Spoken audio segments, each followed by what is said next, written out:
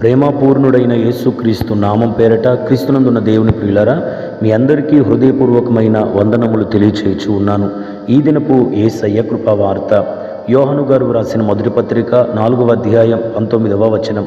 ఆయనే మొదట మనలను ప్రేమించెను. క్రీస్తునందున్న దేవుని ప్రియులరా, మన తండ్రి ప్రేమ కలిగిన వాడు. క్రీస్తు యేసు కూడా ప్రేమ పూర్ణుడు. మన తండ్రి లోకమును ప్రేమించి తన అద్వితీయ కుమారుడైన క్రీస్తు యేసును ఈ లోకమునకు ఆయన పంపెను. అటువలని క్రీస్తు కూడా లోకమును, దీనులను, పాపులను ఎంతగానో ప్రేమించి అనేకమైన దీవెనలు ఆయన మనకు అనుగ్రహించుచున్నాడు.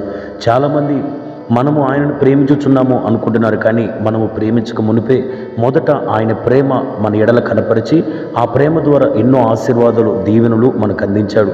కాబట్టి మెట్టుకు దేవుడి ప్రియులారా, ఈ దినమున క్రీస్తు యేసు ప్రేమ ద్వారా మన జీవితంలో కలిగే ప్రతి ఆశీర్వాదాన్ని ధ్యానించి దానిని అనుభవించి వాటిని ప్రతినిత్యము ధ్యానించి ఎల్లవేళలా మన ప్రభువుని స్తుతించాలి. ప్రభు మనల్ని ప్రేమించడం ద్వారా మనకు జీవితంలో కలిగిన ఆశీర్వాదం ఏంటో తెలుసా?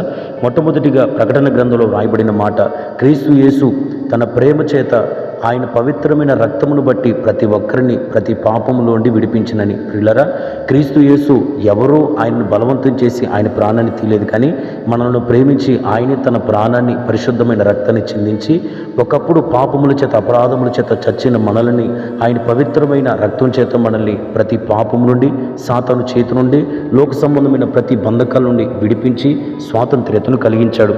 రెండో మాటను మనం పరిశుద్ధ గ్రంథంలో చదివితే ఎఫెసీ పత్రికలో పౌలు గారు ఇలాగంటున్నాడు, ఆయన తాను ప్రేమించు వారిని పరిమళ వాసన గుడినట్లుగా ఆయనే దేవునికి తనను తాను అర్పణగాను, బలిగాను అర్పించుకున్నాడని. ప్రియులరా, మనం ఎలాగుండాలని క్రీస్తు యొక్క ప్రేమ కోరుకుందో తెలుసా? మనము చెడ్డ వాసన కలిగిన వారంగా, దుర్వాసన కలిగిన వ్యక్తులు ఉండక మనము క్రీస్తు యేసు ప్రేమ చేత పరిమళ వాసన ఉండాలని ప్రభు కోరుకుంటున్నాడు. అనగా మంచి సాక్ష్యం కలిగిన వారుగా ఉండాలని. ప్రియులరా, ఈ రోజున క్రీస్తు యేసును బట్టి మనకు కలిగిన ధైర్యం ఏంటి? మనము క్రీస్తు సంబంధులమని మనల్ని గూర్చిన సాక్ష్యం, పరిమళ సాక్ష్యమును బట్టే కదా మనకు కలిగిన ధైర్యం. మూడో మాటను మన పరిశుద్ధ గ్రంథంలో చదివితే, ఎవరైతే క్రీస్తు యేసు ప్రేమను పొందుతారో వారు నిత్యముగా క్రీస్తు యేసు ద్వారా శిక్షించబడి గద్దించబడతారని ప్రకటన గ్రంథంలో మనం చదువుతున్నాం. ప్రియులారా, ఆయన ప్రేమించిన వారందరినీ మొట్టమొదటిగా ఆయన ఏం చేస్తాడో తెలుసా? గద్దిస్తాడు. ఆయన వారిని శిక్షిస్తాడు. ఎందుకంటే ఆయన పరిశుద్ధతలో మనం పాలిభాగస్తులమై ఆయన పరిశుద్ధత యందు మనం సంపూర్తిగా ఉండాలనేదే ఆయన కోరిక.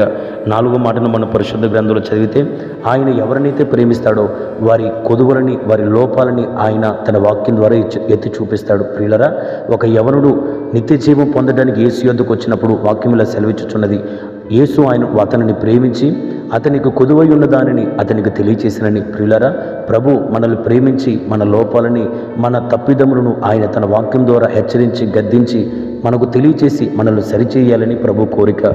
ఐదో మాటను మనం పరిశుద్ధ గ్రంథంలో చదివితే ఇలా వ్రాయబడి ఉన్నది. ప్రకటన గ్రంథంలో ఒక సంఘపు వారితో ప్రభు చెప్తున్నాడు, నేను నిన్ను ప్రేమించానని నీవు తెలుసుకున్నట్లుగా సాతాను సమాజపు వారందరినీ నీ పాదముల యొద్ద సాష్టంగపడి నమస్కరించేటట్లుగా చేస్తానంటున్నాడు. ప్రియులారా, ఈ రోజున సాతాను, వాడి అనుచరులు, సాతాను వలన కలిగి ఏ శోధనైనా, ఇబ్బందులైనా నీకు కలుగుతూ ఉండవచ్చు. అయితే నీకు కలుగుతున్న ప్రతి శోధన, శ్రమలలో నీవు నమ్మకంగా ఉన్న ఎడల ఆయన నిన్ను ప్రేమించడు కదా. నిత్యముగా నిన్ను ప్రేమించిన దేవుడు నీ శత్రువులందరినీ ఒక దినమున నీ పాదముల యొద్ద పడేటట్లుగా చేస్తాడు. ఇది ఘన విజయం.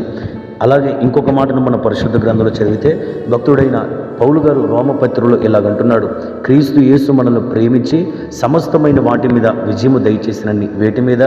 మరణం మీద, జీవం మీద, దేవదూతల మీద, ప్రధానుల మీద, ఉన్నవైనా రాబోవనవైనా, అధికారులైన, ఎత్తైన, లోతైన, సృష్టింపబడిన మరి ఏదైనా వీటన్నిటి విషయంలో క్రీస్తు యేసు యొక్క ప్రేమ మనకు ఘన విజయాన్ని కలిగించింది. కాబట్టి ఆయన ప్రేమ నుండి మనల్ని ఎవడనూ ఎన్నటికి ఎడబాపలేడు. ప్రియులారా, దేవుని యొక్క ప్రేమ ఎట్టి కార్యములు మన జీవితంలో చేస్తుందో విన్నాము కదా.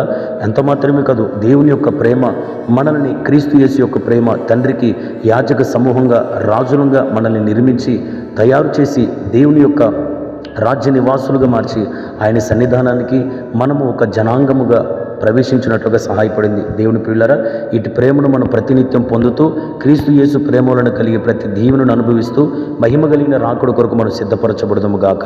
ఆమేన్. ప్రార్థన. సర్వోన్నతుడా యేసయ్య, మొదట మీరే మమ్మల్ని ప్రేమించారు. మీ ప్రేమ వలన ఎట్టి కార్యములు జరుగుతాయో మాకు తెలియజేశారు. నిత్యముగా ఈ మాటలు వినిన ప్రతి ఒక్కరూ ఆ కార్యములను అనుభవించి మీ మహిమ కలిగిన రాకడ కొరకు మేము సిద్ధపడినట్లు సహాయం చేయమని యేసు నామములో అడుగుచున్నాము తండ్రి. ఆమేన్. Praise the lord.